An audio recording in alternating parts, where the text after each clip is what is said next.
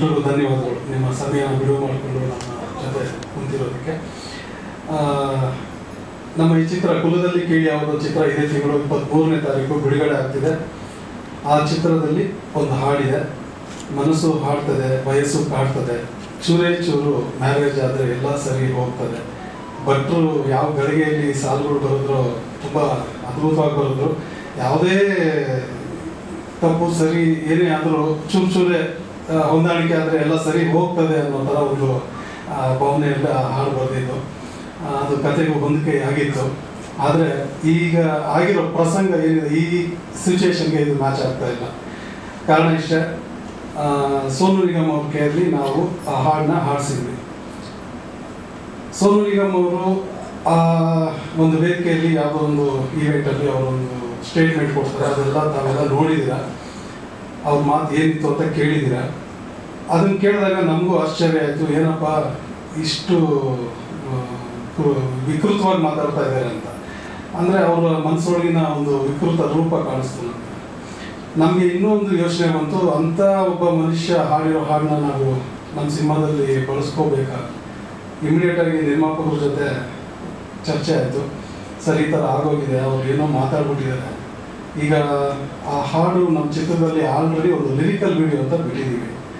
ಈಗ ನಾವೆಲ್ಲ ಸಿನಿಮಾದಲ್ಲಿ ನಮ್ಮ ಸಿನಿಮಾದಲ್ಲಿ ಅವ್ರ ವಾಯ್ಸು ಇಟ್ಕೊಂಡು ನಾವು ಆ ಧ್ವನಿಯಲ್ಲಿ ಸಿನಿಮಾ ಬಿಡುಗಡೆ ಮಾಡಬೇಕಾ, ಇಲ್ಲ ಚಿತ್ರಮಂದಿರಕ್ಕೆ ಪ್ರೇಕ್ಷಕರು ಬಂದಾಗ ಅವ್ರಿಗೆ ಟಿಕೆಟ್ ಜೊತೆ 2 ಕಾಟನ್ ಹತ್ತಿ ಕೂಡ ಕೊಡಬೇಕು. ಅವ್ರಿಗೆ 2 ಕಿವಿಗೂ ಇಟ್ಕೊಡಿ, ಆ ಸಾಂಗ್ ಬಂದಾಗ ಮಾತ್ರ ಕಿವಿ ಮುಚ್ಕೊಡಿ ಅಂತ. ಈ ಥರ ಪರಿಸ್ಥಿತಿ ಆಗ್ಬಿಡುತ್ತೆ.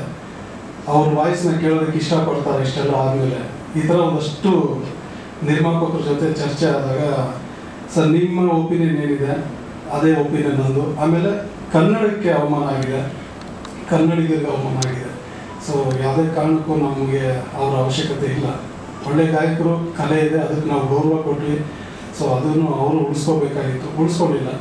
ಸೊ ಅದನ್ನು ನಾವು ಧಿಕ್ಕರಿಸೋಣ ಅಂತ ಹೇಳಿ ಈಗ ನಮ್ಮ ಚಿತ್ರದಲ್ಲಿ ಸೋನು ನಿಗಮ್ ಹಾಡಿರೋ ಹಾಡನ್ನು ತೆಗೆದಾಕ್ತಿದ್ದೀವಿ. ಆ ವಾಯ್ಸ್ ತೆಗೆದು ಅದರ ಬದಲಾಗಿ ನಮ್ಮ ಕನ್ನಡಿಗರೇ ಹಾಡಿರುವಂಥ ಅಂದರೆ ಗಾಯಕರು ಚೇತನ್ ಸಾಸ್ಕರ್ ಅವರ ಧ್ವನಿಯಲ್ಲಿ ಆ ಹಾಡನ್ನ ನಾವು ಆಲ್ರೆಡಿ ರೆಕಾರ್ಡಿಂಗ್ ಮಾಡಿದ್ದೀವಿ. ಇನ್ನು ಅದೊಂದು ಸ್ವಲ್ಪ ಮಾಸ್ಟರಿಂಗ್ ಕೆಲಸಗಳು ಕೆಲವು ನಡೀತಾ ಇರೋದ್ರಿಂದ ಇವತ್ತು ನಿಮ್ಮ ಮುಂದೆ ಅದನ್ನು ಪ್ಲೇ ಮಾಡೋಕ್ಕಾಗ್ತಿಲ್ಲ. ಬಟ್ ಚೇತನ್ ಸಾಸ್ಕರ್ ಆಲ್ರೆಡಿ ಸಾಂಗ್ ಹಾಡಿದ್ದು ಆಯಿತು, ಅದನ್ನು ನಾವು ರೆಕಾರ್ಡಿಂಗ್ ಮಾಡಿ ಮಾಸ್ಟರಿಂಗ್ ಕಳಿಸಿದ್ದು ಆಯಿತು. ಸೊ ಇದು ಒಂದು ಬೆಳವಣಿಗೆನ ನಾವು ನಿಮಗೆ ತಿಳಿಸ್ಬೇಕು. ಯಾಕೆಂದರೆ ನಾಳೆ ಸಿನಿಮಾ 23ಕ್ಕೆ ರಿಲೀಸ್ ಆಗ್ತಾ ಇರೋದ್ರಿಂದ ನಿರ್ಮಾಪಕರು ಆ ಚಿತ್ರದ ಪ್ರಚಾರಕ್ಕೆ ಎಷ್ಟೆಲ್ಲ ಹಣ ಖರ್ಚು ಮಾಡಬೇಕು, ಬುದ್ಧಿ ಖರ್ಚು ಮಾಡಬೇಕು, ಟೈಮ್ ಸ್ಪೆಂಡ್ ಮಾಡಬೇಕು, ಎಲ್ಲವನ್ನು ಮಾಡಿ ಒಂದು ಸಿನಿಮಾನ ನಿಲ್ಲಿಸೋದಕ್ಕೆ ಗೆಲ್ಲಿಸೋದಕ್ಕೆ ಅವರ ಒಂದು ನಾವು ಶೂಟಿಂಗ್ ಟೈಮಲ್ಲಿ ಎಷ್ಟು ಕಷ್ಟಪಟ್ಟು ಅದ್ರ ಡಬಲ್ ಕಷ್ಟ ಇವಾಗ ಅವರು ಪ್ರಚಾರದಲ್ಲಿ ಮಾಡ್ತಾ ಇದ್ದಾರೆ. ಅದರ ಕೆಲಸ ನಿಮಿತ್ತನೇ ನಮ್ಮ ಹೀರೋ ಮಳೆನೂರ್ಮನು ಗಲ್ಲಿ ಗಲ್ಲಿನೂ ಸುತ್ತಾ ಇದ್ದಾರೆ. ಹೋಗಿ ಯಾರನ್ನೂ ಬಿಡ್ತಿಲ್ಲ. ಮದುವೆ ಮನೆ, ಸಾವಿನ ಮನೆ, ಪ್ರತಿಯೊಂದು ಮನೆಗೂ ನುಗ್ಗಿ, ಪ್ರತಿಯೊಂದು ಟೀ ಅಂಗಡಿಯಿಂದ ಹಿಡಿದು ದೊಡ್ಡ ಹೋಟೆಲ್ವರೆಗೂ ಎಲ್ಲ ಕಡೆ ಹೋಗಿ ಪ್ರತಿಯೊಬ್ಬರಿಗೂ ಡೈರೆಕ್ಟ್ 1 to 1 ಒಂದು ಇನ್ವಿಟೇಷನ್ ಕೊಟ್ಟು ನಮ್ಮ ಸಿನಿಮಾಗೆ ಬನ್ನಿ ಅಂತ ಕರೆಯಕ್ಕೆ ಹೋಗಿದ್ದಾನೆ. ಆ ಥರ ಗಲ್ಲಿ ಗಲ್ಲಿ ಸುತ್ತು ಸಿನಿಮಾ ಮಾಡಬೇಕು ಅಂದರೆ ಒಂದು ಪ್ರಚಾರ ಮಾಡೋಕ್ಕೆ ನಿಂತಿರೋ ನಾವು ಈ ಥರದ ಯಾವುದೋ ಒಂದು ಸಿಲ್ಲಿ ಮ್ಯಾಟ್ರಿಂದ ಪ್ರಚಾರ ಪಡ್ಕೊಳ್ಳೋಕ್ಕೆ ಇಲ್ಲಿಗೆ ಬಂದಿಲ್ಲ. ಒಂದು ನಾನು ನಿಮಗೆ ಕನ್ವೆ ಮಾಡಬೇಕು ಅಂತ ಹೇಳ್ತಾ ಇದ್ದೀನಿ. ಅಂದರೆ ಜನ ಯಾರೋ ಕೆಲವರು ಮಾತಾಡ್ಕೊಂಡಿದ್ದು ನಮ್ಮ ಕಿವಿಗೆ ಬಿತ್ತು, ಸೋನು ನಿಗಮ್ ನಿಮ್ಮ ಸಿನಿಮಾದಲ್ಲಿ ಆಡಿದ್ದಾರೆ, ಇವಾಗ ಅದನ್ನು ಪ್ರಚಾರಕ್ಕೆ ನೀವು ಬೇರೆ ಥರ ಬಳಸ್ಕೊಂಡ್ಬಿಡ್ಬೋದು. ಯಾವುದೇ ಕಾರಣಕ್ಕೂ ಆ ಪ್ರಚಾರದ ಮನಸ್ಥಿತಿ ಇಟ್ಕೊಂಡಿಲ್ಲ, ನಾವು ಕುಂತಿಲ್ಲ. ಕನ್ನಡದ ಪರವಾಗಿ, ಕನ್ನಡಿಗರ ಪರವಾಗಿ ನಮ್ಮ ಸಿನಿಮಾ ಕನ್ನಡ ಸಿನಿಮಾ, ಅದಕ್ಕೆ ಧಕ್ಕೆ ಆಗಿದೆ. ಅವರಿಂದ ಅದು ನಾವು ಅದನ್ನು ಉಳಿಸ್ಕೊಳ್ಳೋದು ಬೇಡ. ನಾಳೆ ಸಿನಿಮಾ ರಿಲೀಸ್ ಆದಾಗ ಥಿಯೇಟ್ರಿಗೆ ಬರೋ ಜನ ಸೋನು ನಿಗಮ್ ಹಾಡಿರೋ ಸಾಂಗ್ ಇದೆ ಈ ಸಿನಿಮಾ ನೋಡೋದೇ ಬೇಡ ಅಂದ್ಬಿಟ್ರೆ, ನಾವೆಲ್ಲ ಇಷ್ಟು ಕಷ್ಟಪಟ್ಟು ಮಾಡಿರೋ ಸಿನಿಮಾ, ಕನ್ನಡಿಗರ ಸಿನಿಮಾ, ಅವನು ಯಾರೋ ಮಾಡಿದ ತಪ್ಪಿಂದ ನಾವೆಲ್ಲ ಅದಕ್ಕೆ ಶಿಕ್ಷೆ ಅನುಭವಿಸ್ಬೇಕಾ? ಕನ್ನಡ ಸಿನಿಮಾ ಅದಕ್ಕೆ ಬಲಿ ಆಗಬೇಕಾ? ಪ್ರೊಡ್ಯೂಸರ್ ಅದರಿಂದ ತೊಂದರೆ ಅನುಭವಿಸ್ಬೇಕಾ? ಆ ವ್ಯಕ್ತಿಯಿಂದ ನಮಗೆ ಕಿವಿಗೆ ಇಂಪು ತಂಪು ಸಿಗುತ್ತೆ ಅಂದ್ಕೊಂಡ್ವಿ. ಆದರೆ ಒಂದು ಎಷ್ಟೋ ಜನರ ಬದುಕಿಗೆ ತುಂಬ ಬೆಂಕಿ ಇಡುವಂಥ ಕೆಲಸ ಆಗುತ್ತೆ. ಅಂದರೆ ಅದು ಕನ್ನಡಕ್ಕೆ ಮಸಿ ಬಳಿಯುವಂಥ ಕೆಲಸ ಆಗುತ್ತೆ. ಅದಕ್ಕೆ ನಾವು ಅದಕ್ಕೆ ಧಿಕ್ಕಾರ ಹೇಳ್ತಿದ್ದೀವಿ. ಸೋನು ನಿಗಮ್ ಹಾಡನ್ನ ನಮ್ಮ ಸಿನಿಮಾದಿಂದ ತೆಗೆದಾಕ್ತಾ ಇದ್ದೀವಿ. ಚೇತನ್ ಸಾಸ್ಕರ್ ಹಾಡನ್ನ ಹಾಡಿದರೆ ಅದನ್ನು ನಾವು ಸಿನಿಮಾದಲ್ಲಿ ಬಳಸ್ತಾ ಇದ್ದೀವಿ. ನಿಂತಿದ್ದಾರೆ ಅವರು ಕೂಡ. ಸರ್ ಇಲ್ಲ, ಈಗ ಯೂಟ್ಯೂಬಲ್ಲಿ ಆಲ್ರೆಡಿ ಈಗ ಅದನ್ನ ಪ್ರೈವೇಟ್ ಮಾಡಿದ್ದಾರೆ. ಈಗ ನಾವು ಚೇತನ್ ಹಾಡಿರೋ ಹಾಡನ್ನ ಅಪ್ಲೋಡ್ ಆಗ್ತಿದ್ದಂಗೆ ಅದು ಡಿಲೀಟ್ ಆಗುತ್ತೆ ಸರ್. ಆಗುತ್ತೆ ಸರ್, ಏನು ಮಾಡೋಕ್ಕಾಗಲ್ಲ. ನಾವು ವ್ಯೂಸ್ ಅಲ್ಲ ನಮ್ಗೆ ಇಂಪಾರ್ಟೆಂಟು. ನಮಗೆ ಕನ್ನಡಕ್ಕಾಗಿರೋ ಅವಮಾನ ಅದನ್ನ ನಾವು ತಡ್ಕೊಳಕ್ಕಾಗದೆ ಅದನ್ನ ನಾವು ಸೋನು ನಿಗಮ್ನ ಧಿಕ್ಕರಿಸ್ತಾ ಇದ್ದೀವಿ. ಸೊ ವ್ಯೂಸ್ ಬರುತ್ತೆ ಸರ್. ವ್ಯೂಸ್ ಬಂದಿದ ತಕ್ಷಣ ನಮ್ಮ ಜನ ಏನು ಆ ಸಿನಿಮಾ ಬಂದು ನೋಡಲ್ಲ ಅಂತೇನಿಲ್ಲ. ಆಮೇಲೆ ಆ ವ್ಯೂಸಿಂದನೇ ಏನೂ ಆಗಲ್ಲ. ಅದು ಕೇಳಿದ್ದಾರೆ, ಸಂತೋಷ. ಅಂದರೆ ನಮ್ಮ ಜನ ಕೇಳಿದ್ದಾರೆ, ಸಂತೋಷ ಪಟ್ಟಿದ್ದಾರೆ. ಸೋನು ನಿಗಮ್ ಹಾಡಿರೋ ಹಾಡುಗಳನ್ನ ಎಷ್ಟೋ ಸಾಂಗ್ನ ಗೆಲ್ಲಿಸಿದ್ದಾರೆ. ಎಷ್ಟೋ ಆಗಿದೆ. ನನ್ನ ಹಾಡೇ ಸೋನು ನಿಗಮ್ ಮುಸ್ಸಂಜೆ ಮಾತು ಅಲ್ಲಿ ಹಾಡಿದಾಗ ಅವ್ರಿಗೆ ಫಿಲ್ಮ್ಫೇರ್ ಅವಾರ್ಡ್ ಕೂಡ ಬಂತು. ನನ್ನ ಸಾಹಿತ್ಯದಲ್ಲಿ ಅವ್ರು ಹಾಡಿರೋ ಹಾಡಿಗೆ ಫಿಲ್ಮ್ಫೇರ್ ಅವಾರ್ಡ್ ಕೂಡ ಬಂತು. ಸೊ ಆಗಲೂ ಕೂಡ ನಾನು ಎಷ್ಟೋ ಖುಷಿ ಪಟ್ಟಿದ್ದೀನಿ, ತುಂಬ ಒಳ್ಳೆ ಗಾಯಕ, ಚೆನ್ನಾಗಿ ಹಾಡ್ದ ಅಂತ. ಬಟ್ ಈ ಥರ ನನ್ನ ಸಿನಿಮಾದಲ್ಲೇ ಇರೋ ಹಾಡು ಇವಾಗ ಅವ್ರದ್ದೇ ಧ್ವನಿ, ಈ ಥರ ಒಂದು ಸ್ಟೇಟ್ಮೆಂಟ್ ಎಲ್ಲರೂ ಅವ್ರು ಮಾಡ್ಕೊಂಡಿದ್ದು ಒಂದು ಇದು, ಅದು ನಮಗೆ ತೊಂದರೆ ಆಗುತ್ತೆ. ಅಂದರೆ ಯಾವುದೇ ಕಾರಣಕ್ಕೂ ಅದನ್ನು ನಾವು ಇಟ್ಕೊಳ್ಳೋದಿಲ್ಲ. ಸೊ ಒಬ್ಬ ಮನುಷ್ಯ ನಮ್ಮ ಕನ್ನಡಿಗರಿಗೆ ಅವಮಾನ ಮಾಡಿದ್ಮೇಲೆ ಸೊ ನಾವು ಈ ಸಿನಿಮಾದಲ್ಲಿ ಮತ್ತೆ ಏನಕ್ಕೆ ಇಟ್ಕೋಬೇಕು ಅವ್ರನ್ನ?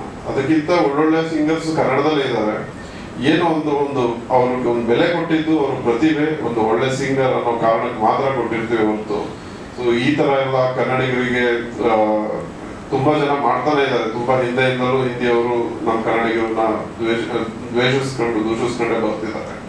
ಸೊ ಇದೆಲ್ಲ ನೋಡಿದ್ರೆ ನಾವು ಇಂಥವ್ರಿಗೆಲ್ಲ ಕೊಟ್ಟವಲ್ಲ ಚಾನ್ಸಸ್, ಅಂದ್ರೆ ಸಾಂಗ್ ಆಡ್ಸಿದ್ವಲ್ಲ ಅಂತ ತುಂಬಾ ಬೇಜಾರಾಗಿ ಸೊ ಇವತ್ತು ಈ ಡಿಸಿಷನ್ ತಗೊಂಡಿದ್ವಿ. ನಿನ್ನೆ ಅವ್ರು ಕೇಳಿದ್ದಾರೆ, ಸಾರಿ ಕೇಳಿದ್ದಾರೆ. ಬಟ್ ಸಾರಿ ಅದರಲ್ಲೂ ನೀವು ಅಬ್ಸರ್ವ್ ಮಾಡಿ, ಅವರು ಹೇಳಿದ ರೀತಿ, ಅವ್ರು ಸಾರಿ ಕೇಳಿದ ರೀತಿ ಅವರೇ ಯಾರೋ ಬರ್ಸ್ಬಿಟ್ಟು ಹಿಂಸೆ ಕೊಟ್ಟು ಅವ್ರ ಕೈಲಿ ಟೈಪ್ ಮಾಡಿ ಕಳ್ಸಿರೋ ತರ ಕಾಣಿಸುತ್ತದು. ಅದು ಮನಸ್ಸಿಂದ ಒಂದು ಎಕ್ಸ್ಪ್ರೆಷನ್ ಡೈರೆಕ್ಟ್ ಆಗಿ ಆಡಿಯೋದಲ್ಲಿ ಇಲ್ಲ ವಿಡಿಯೋದಲ್ಲಿ ಅವ್ರು ಕಳಿಸಿದ್ರೆ ಅವ್ರು ಹೇಗೆ ಹೇಳ್ತಿದ್ದಾರೆ ಅನ್ನೋದು ಅರ್ಥ ಆಗುತ್ತೆ. ಬಟ್ ಅವರು ಕಳಿಸಿದ ರೀತಿ ನಾವು ಬೇಡ, ಎಷ್ಟು ಸಾರಿ ಕೇಳಿದಾರಲ್ಲ ಅಂತ ಕೆಲವೊಬ್ರು ಹೇಳಿದ್ರು. ಬಟ್ ಅದು ಕೇಳಿದ ರೀತಿ ನಮ್ಗೆ ಇಷ್ಟ ಆಗಲಿಲ್ಲ. ಹಾಗಾಗಿ ಇನ್ ಕೇಸ್ ವಿಡಿಯೋದಲ್ಲಿ ಒಳ್ಳೆ ನಡವಳಿಕೆ ಇಟ್ಕೊಂಡು ಒಳ್ಳೆ ನೀಟಾಗಿ ಕೇಳಿದಿದ್ರೆ ಒಂದು ಪಕ್ಷ ನಾವು ಸುಮ್ಮನೆ ಆಗ್ತಿದ್ವೋ ಏನೋ. ಬಟ್ ಆದ್ರೆ ಅವ್ರು ಕೇಳಿದ ರೀತಿನೂ ನಮ್ಗೆ ಇಷ್ಟ ಆಗಲಿಲ್ಲ. ಹಾಗಾಗಿ ಅವ್ರು ಸಾರಿ ಕೇಳಿದ್ರು ನಾವು ಇವತ್ತು ಬಂದು ಈ ಸಾಂಗ್ ಬೇಡ, ಅವ್ರು ಹಾಡಿರುವಂತ ಗೀತೆ ಬೇಡ ಅಂತ ನಾವು ಡಿಸೈಡ್ ಮಾಡಿದೀವಿ. ಮತ್ತೆ ಕ್ಷಮಿಸೋ ಗುಣ ಕನ್ನಡಿಗರಿಗೆ ಇದೆ ಇಲ್ಲ, ಅದು ಪಬ್ಲಿಕ್ಕಿಗೆ ಬಿಟ್ಟಿದ್ದು. ಸೊ ಯಾಕೆಂದ್ರೆ ಅದನ್ನ ನಾವು ಕ್ಷಮಿಸಿ ಅನ್ನೋಕ್ಕೂ ಆಗಲ್ಲ, ಇಲ್ಲ ಕ್ಷಮಿಸಬೇಡಿ ಅಂತನೂ ಅನ್ನಕ್ಕಾಗಲ್ಲ. ಪರ್ಸನಲಿ ನಾವು ಮಾಡ್ತಾರೆ ನನ್ನ ಸಿನಿಮಾ ಆಗಿರೋದ್ರಿಂದ, ನಾನೊಬ್ಬ ಕನ್ನಡಿಗನಾಗಿರೋದ್ರಿಂದ, ಸೊ ನನ್ನ ತಾಯಿನೂ ಕನ್ನಡತಿ. ಸೊ ಹಾಗಾಗಿ ನಮಗೆ ಹರ್ಟ್ ಆಗಿದೆ, ನನ್ನ ತಾಯಿ ಹರ್ಟ್ ಆಗಿದೆ. ಇದರಲ್ಲಿ ಯಾವುದೇ ತರದ್ದು ದಯವಿಟ್ಟು ತಪ್ಪು ತಿಳ್ಕೊಬೇಡಿ. ಯಾವುದೇ ಕಾರಣಕ್ಕೂ ಇದು ಪಬ್ಲಿಸಿಟಿ ಅಲ್ಲ. ಪಬ್ಲಿಸಿಟಿ ನಾವು ಮಾಡೋಕೆ ಎಲ್ಲ ವ್ಯವಸ್ಥೆಗಳು ಬೇರೆ ತರ ಮಾಡ್ಕೊಂಡಿದ್ವಿ, ಅದು ನಿಮಗೂ ಕೆಲವೊಬ್ರಿಗೆ ಗೊತ್ತಿರುತ್ತೆ. ಸೊ ಬಟ್ ಈ ತರ ಚೀಪ್ ಕ್ಯಾಟಗರಿ ಪಬ್ಲಿಸಿಟಿ ನಾವಂತೂ ಮಾಡಲ್ಲ. ಸೋನು ನಿಗಮ್ಗೆ ಸ್ವಲ್ಪ ಮೆಂಟಲಿ ಏನೋ ಸ್ಟ್ರಗಲ್ ಇಲ್ಲ ಅನ್ಸುತ್ತೆ. ಹಾಗಾಗಿ ಅವ್ರು ಎಲ್ಲಾ ಕಡೆನೂ ಇದೇ ತರ ಸುಮ್ಮನೆ ಸಿಡುಕೋದು, ಏನೋ ಹೇಳ್ತಾರೆ, ಸ್ವಲ್ಪ ದುಡ್ಡು ಫೇಮ್ ಎಲ್ಲ ಬಂದ್ರೆ ಎಲ್ಲ ಮನುಷ್ಯನ ಮನಸ್ಥಿತಿ ಎಲ್ಲ ಚೇಂಜ್ ಆಗುತ್ತೆ ಅನ್ನೋ ಹಾಗೆ. ಸೊ ಅವ್ರ ನಡವಳಿಕೆನೆ ತುಂಬಾ ಹಾರ್ಶ್ ಆಗಿರೋದ್ರಿಂದ ಸೊ ನಮ್ಗೆ ಆ ಥರದವ್ರು ಬೇಡ ಅನ್ನೋದಕ್ಕೆ ಬೇಡ ಅಂತ ನಾವು ಡಿಸೈಡ್ ಮಾಡಿದ್ವಿ. ಸಹಕಾರ ಬೆಂಬಲ ಈ ಸಿನಿಮಾಗೆ ಇದೆ ಅಂತ ಕೇಳ್ಬೋದು. Thank you.